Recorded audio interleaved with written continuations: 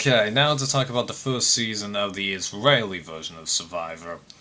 I gotta admit, I really liked this season, but as the show went on, there were a couple of problems that kind of got to me, and then I did have a lot of reactions to how the jury was behaving in regards to the three finalists, and then a couple of problems with the format. Hopefully, I'll be able to convey everything that I want to in this video because I got a lot of reactions from this season and it's going to be tough to convey them all. So first of all, I think I should tell you that I was a Jabaro fan from the get-go because, like with Upolu in South Pacific, I got the opinion that Jabaro, while it was the tribe that probably would make more enemies within itself and have more difficulty, unifying, I got the vibe from them that they had more potential to win everything and produce the better strategists. I was running the second one and I was sort of right on the first one, but it just didn't work out for them. They ended up having a couple of close calls, more on that later. And then why did I not like Savannah as much? Well, it's just the opposite of Jabaro, basically. I got the potential that they weren't going to win as much, even though they were the tribe that probably would have closer bonds with each other and like each other a lot more. So, how do I feel about the format of the show and how different it is from the American version? I gotta admit, actually, a lot of those format changes, I think, worked to the show's advantage because the show was longer, we got more time with everybody, we got to know basically everyone's position, see a lot of people change about where they stand, friendships and rivalries that were done out there. More challenges means more dynamics can be thrown around than the Island of Dead. Well, I've never really minded the Redemption Island twist in the American version, so yeah, that's all good. But I have to admit, what's the deal with the producers constantly changing the reward for the double power challenge? Because first, they have it be that you can vote twice a tribal, but only in a couple of tribals can you vote twice for the same person.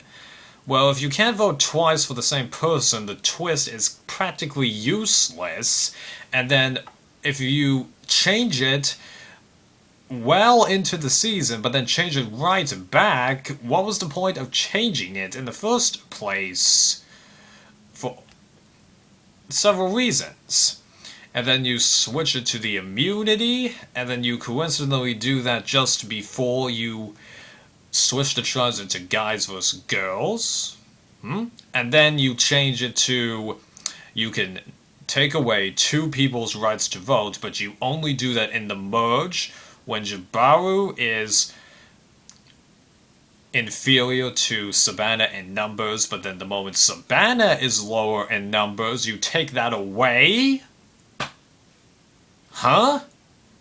It's all a bit too coincidental, and then the constant changing is really unnecessary. It's like production can't get their minds around it. Now, I know that there's rumors that this season was rigged, and I can kinda agree with that, because this constant changing of the double power, the changing of the tribes, and the duels that they had in the Island of Dead, it didn't feel like the American version in terms of the Redemption Island stuff, to use an example, because in the American version it felt like production had agreed that they would always do this duel at this point in the game, no matter who is there. Here, it felt like production was saying, okay, if these scenarios happen, do this. If this happens, do this way and all that, because moving from double power to the Dead Island duels, you notice how the most physical duels, holding the log above their head, dragging the bow, dragging the log, were always where there were two men. And then you notice that the duel that, being thin was actually very advantageous to the duel was done where there were two females. And then the duels that would well, it didn't really matter what sex was there, and were a lot more definitively psychological, where it was a guy and a girl. It's just odd.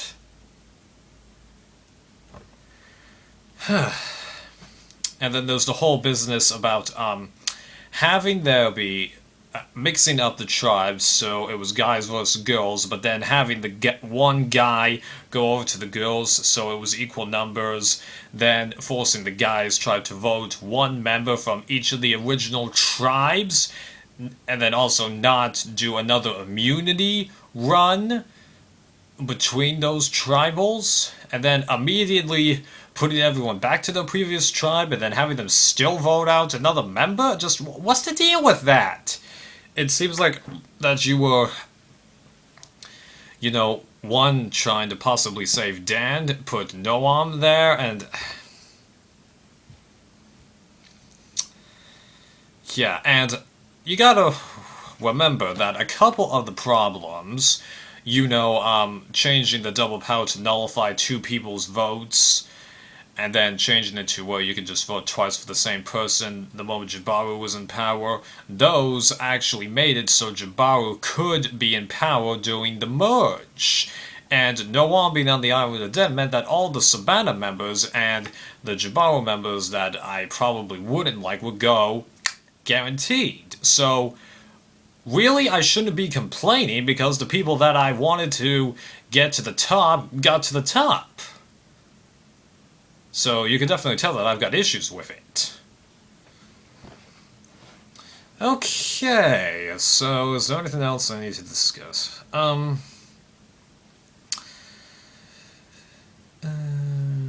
Okay, so now I think I need to talk about the Jabaru 5. So, for those of you people who want to know what my opinion is of Dan, I actually really enjoyed Dan's position in the game and all that, because I viewed him as a sort of blend of Boston Rob and Russell from the American version, in that, well, like with Rob, he did perform a couple of, shall we say, backstabbing antics, in that a lot of people knew that he was doing it, but ultimately did nothing about it, and then they still say that he kind of lied, but in reality, it was fairly obvious, and they just chose not to do anything about it. Also, Dan formed a sort of bond with a good amount of his tribe there. He ended up sacrificing a couple of those bonds, Moshi, possibly with Marana and Nama, due to the game and all that, but Rob did the same thing, with Grant, tad bit of Rupert, I think you get the idea.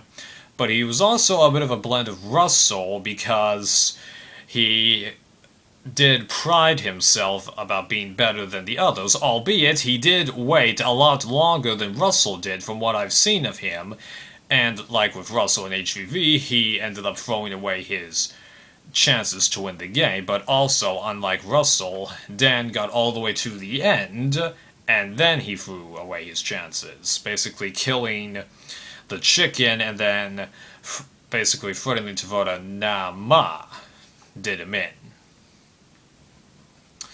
But I gotta admit, I really did enjoy seeing him do all that, and I was hoping that he'd make it to the end. Once he got there, I knew he wouldn't win, but still, good job to you, man. And even then, I think he didn't really want to hate most of the people out there, but it ended up being that way. Then let's talk about Yale and Moshi. Well, I got the opinion that Yale, we weren't getting as much time with her towards the end, so I didn't really mind seeing her go. And Moshi, well, him surviving everything like that, I knew that that couldn't go on forever, and I do end up agreeing with the tribe where they were saying who least deserves to get to that point. Yeah, before any of them even revealed the answer, I said to the scream, Moshi.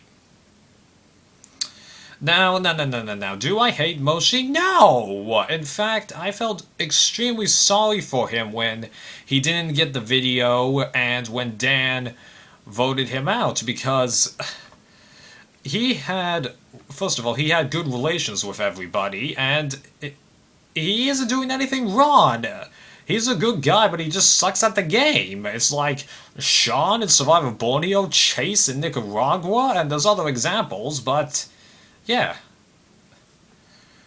And I'm really glad that they did bring his parents to the reunion, so that way we can conclude his story arc and end him on a positive note. Because you know how he says that he never won anything? It's true, he never won anything. He did win back his parents' love, but you know, he needed that closure, and I'm really glad that he got it. But win and make it to the finale, I hate to say it, but he didn't deserve that. Then, the girls. Well, I never really fully ended up liking Marina. I don't know why. It could be one reason, though, because they aren't speaking English and I have to read English subtitles. Because, yes, you do know what they're saying and all of that, and you can get a bit of the tone, but unfortunately, unless it's in a language that you speak, you still are going to lose part of the meaning in the translation. Because, like, even if you're deaf and you're watching a movie with subtitles, you still lose part of the meaning.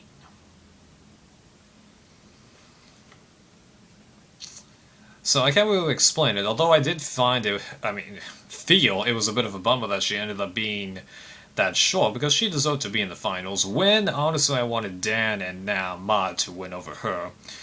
Then moving on to Na, well, she was basically the season's dark horse, or Jenna Maraska and Sophie Clark, because she originally started off as nobody. In fact, most people looked on her with disdain, you know, because leaving your father who's having cancer treatment, Jenna, and then leaving a baby that had just gotten out of the point where you would be mothering, nurturing, sorry if I offended anybody, and all that, to go on the game, yeah, it seems like kind of neglectful. And when it was either her or Vika going, I actually wanted her to go because I did like Vika, and I thought she kind of blew her top with Vika because, okay, yes, Vika did perform weak at the challenges, but she never gave up. You know, like that challenge where she had to pull herself up that sail? Okay, she never gave up. She kept on going, and you gotta remember, I don't think that there's a foothold underneath the water to pull yourself up, so you have to wrap your legs around the thing, pull your arms like this to hoist your torso up, and then hopefully get your knee or a good purchase with your arms higher up. That's hard to do, because I'm a pretty lanky fellow, as you might be able to tell. I sit in every single one of these things, but yeah, I'd have trouble with that because I can't hop a fence, for an example. And then the duels, for crying out loud, she actually performed pretty well because when it was her versus Omo, I completely expected her to be booted just like that, but she ends up beating Oma because she had stronger will to complete that challenge, and then she beats Savan, who actually is pretty close to her in strength and determination level, so weak? No! What? It's just that she's not as good as the rest of the tribe. Crying out loud. Okay, so I gotta get back to Nama. Sorry about that. But, like, I wanted her gone, and she appeared to be the person that most of the tribe had issues with, but then she gradually changes her relations to the tribe to where everyone has a degree of trust in her, because even though Moshi and Yale voted against her, I don't think they really wanted her to go. It's just that we're like, well, we're gonna have to write your name down. And then Dan, for crying out loud, she went from being the person he most wanted to see gone to, I think, his closest ally. That says something. And like, when it was down to her, Mana, Dan, and Noam, I had her ranked as second and wanting to see win, and when she didn't win that challenge against Noam, I was so disappointed because I got the feeling, even before Dan won that first immunity, that whichever that one of the girls was going, and that whichever girl didn't get voted out would win the game. I didn't have any spoilers, so I was hoping that she would win, and then she had to go through all that torment of having to go against her closest friends in the game at the time, Marta and Dan, because that's just hard, having your closest friends in the game turn against you because one, they have to, and two, they say that was kind of the plan for a while. That was hard. And then Noam in a gesture that I really did not expect, even though I think when you look at his personality, it is more expected, gives that up to her. It was just total relief. Because yes, I knew that would pretty much guarantee Noam would survive over Marina and all that, yeah. I'll talk about Noam later. So, how do I feel about the person from the Isle of the Dead coming back in the final four? Honestly, I didn't mind that because the person would have had to have come back at that point, because allowing someone to survive duel after duel after duel after duel and then just automatically have a spawn in the final three, nah, that doesn't work. You actually gotta be in the game. Final 4 versus Final 5 in the American version, whatever. But having 2 individual immunities for the Final 4, that was kind of ridiculous. Now, you gotta be wondering, why am I barking up this tree when I was also complaining about Dan turning against Nama, because I had this other necklace not been there, no one probably would have gone and just... I don't know. I think no matter what, I would always be kind of complaining about how the finals would be carried out in here, so I just think I kind of had to say this, okay? Then Noam beating Marina, well, that was to kind of be expected, that given what she did to Nama, I was sort of hoping that it would happen, even though I didn't really mind which one of them left or stayed, because both of them deserve to be in the finals, although I think Ma and Na a tad bit more, because Noam, yes, was voted out before the merge, and Ma had to, test relations in the game, whereas Noam didn't. And especially since this was the first season of the Israeli version, had this been done several seasons into the show and all that, it would be different, because the game, would have just changed and it would have felt a little bit better. With it being the first season, I think that some red flags would be raised.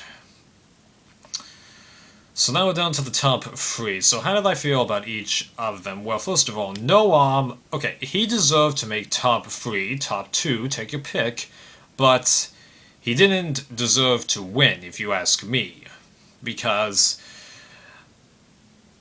yes, he was voted out, before the merge, and he didn't really test any relations in the merge. He did do a good amount when he got back in the game, but it just wasn't enough. I think that's why in the American version they bring back the person from Redemption Island right when the merge starts, because if you do it there, everyone knows who the potential candidates are to win at that point, and then everyone has to talk to each other for a few days at least over the course of all of that, so yeah, it just makes more sense that way. And given that Noam didn't really have much of an impact before he left, other than being very strong.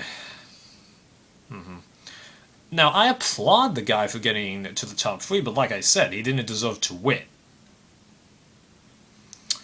Then Dan, well, he was the person that I felt most deserved it out of everyone there, but he threw away his chances after admitting that, one, he killed a chicken, and then what he was saying to Na-Ma in the Na-Ma versus Marina debate. So him not getting any votes, it didn't surprise me, but I still call it unfortunate. Then Na-Ma, well, she was the person I was actually hoping would win out of those 3, because Dan had thrown away his chances and I didn't want Noam to win. But really, even if it had been Dan versus Na-Ma, I wouldn't have complained about who won, because either the most deserving person to win the game, in my opinion, wins, or somebody that started off as nothing but turned to be one of the more influential players that people had a lot of things to say about, and many reasons they could or could not vote for her, would win. So It wasn't a big deal to me, her triumphing over Dan, because she deserved it entirely. And I find it kind of funny how it ended up being all the guys voted for her, and then all the girls except the one she had the most interaction with, Ma and Na, voted for Noah. But I am glad that she ironically got the votes of the two people she was quote unquote most responsible for booting. Because Moshi, flat out asked her, "Is there any chance I can get you to change my vote?" And then she just shakes her head, and that's all she says. That would hit home. Even me watching it, I winced, because even though I expected that, and Moshi expected that, it still hurts. And then well, what happened speaks for itself. Ultimately, however, the right person won. So, whoa, I've been going for over 20 minutes. Yeah, I did have a lot to say. Well, in retrospect, it was a pretty good season, although the bits that production did to kinda make it so Jabaru would win kinda got to me, because, okay, I hate to say this about an international reality show, but if I ever had to nominate one reality season that I have seen where I think production could have rigged the season, it would be this one. And I hate to say that before I say that about any season of an American reality show. I really do. But I will say this. If it was rigged, the contestants didn't know about it. So, yeah. Oh, and one other thing. How would I feel had Savannah triumphed over Jabaru? Well, I'll admit I would have been disappointed, because given that there weren't any trouble switches, I don't count the guys versus girls as a switch. Just one of those suited with me. Now, there is potential that due to the edits that these people would have gotten later on in the game, I would have been satisfied if one member from that tribe had won, but it's just the way it goes. Sometimes there's just one tribe you prefer so much over the other. If the other tribe triumphs, it just wouldn't work.